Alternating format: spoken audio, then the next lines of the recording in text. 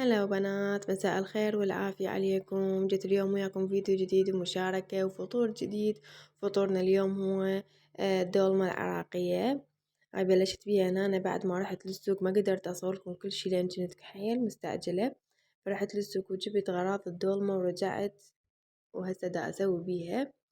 أني مسوية دولمة من قبل وياكم، لكن حبيت أعيد التجربة لأن رمضان وهذي فلازم أشارككم فطورنا.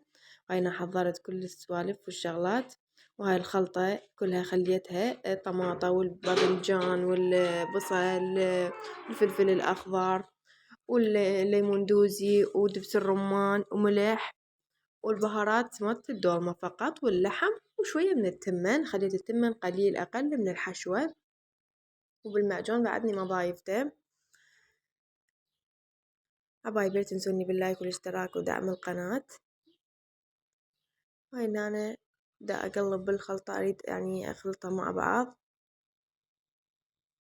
وهيج كملت خلطة الدولمة وخليت عليها المعجون. وهنا أنا خليت بنهاية القدر المواد القوية، وهنا أنا خليت الدولمة على النار كملتها. خليت السلق اللي فوق خليتها على النار، وهيجي بلشت تستوي الدولمة ويانا. وحضرت الحبشكلات، حلاوة التمر والخضرة والعصير واللبن، وعندي حلاوة من البارحة. اللي شاف فيديو البارحة يعرف هاي طريقة هاي الحلاوة. همينة خليتها. ولهنا أنهي فيديو اليوم وياكم، انتظروني فيديوهات ومشاركات وفطورات جديدة. سهمنا وسهمكم ألف مليون عافية، في أمان الله.